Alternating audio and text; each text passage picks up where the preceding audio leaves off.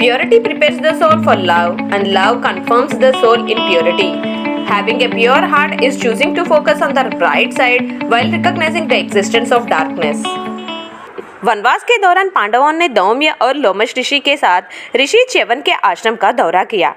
तब लोमश ऋषि ने ऋषि च्यवन की कहानी ऐसी सुनाई कि एक समय पर महर्षि भृगु का च्यवन नामक एक तेजस्वी पुत्र था।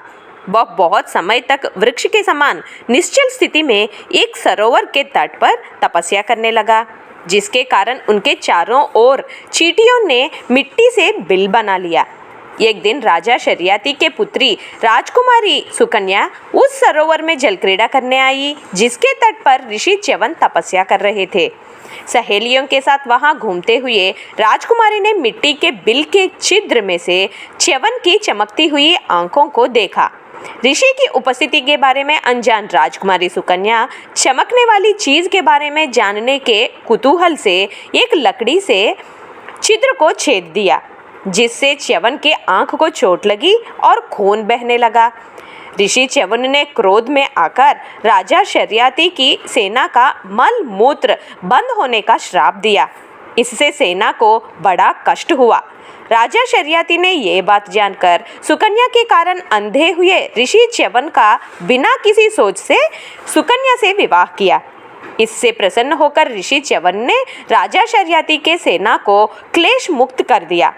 सुकन्या भी तप और आश्रम के नियमों का पालन करते हुए प्रेम पूर्वक अपने पति की परिचर्या करने लगी। उन दिनों में ऋषि च्यवन देवताओं के अमृतत्व के लिए सोम रस बना रहे थे, जिसको लेकर देवता सभी काफी उत्सुक थे।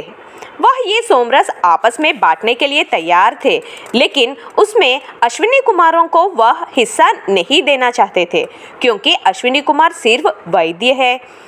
एक दिन जब सुकन्या सरोवर के पास गई, तब अश्विनी कुमारों ने अपना परिचय देकर वह ऋषि च्यवन को यौवन और स्वस्थ बनाने की बात बताया। ऋषि च्यवन यौवन होने के पश्चात उन्होंने अश्विनी कुमारों को वादा किया कि उनसे बनाए जाने वाले सोमरस में अश्विनी कुमारों को वह हिस्सा देंगे। कुछ दिन पश्चात यौवन और स्वस्थ ऋषि च्यवन ने सोमरस के लिए यज्ञ किया और यज्ञ फल अश्विनी कुमारों को देते समय इंद्रदेव ने दलाल डाला और ऋषि च्यवन पर अपना वज्र छोड़ने के लिए तैयार हो गए थे। तब ऋषि च्यवन ने अपने तपोबल से इंद्रदेव की भुजा को स्तंभित कर मद नामक राक्षस को उत्पन्न किया, जो इंद्रदेव को निगलने के लिए दौड़ा। इंद्रदेव को बड़ी व्यथा हुई और सोमरस अश्विनी कुमारों को देने के लिए अपनी सम्मति दिखाई। सोमरस पीकर अश्विनी कुमार अश्विनी देवता बन गए।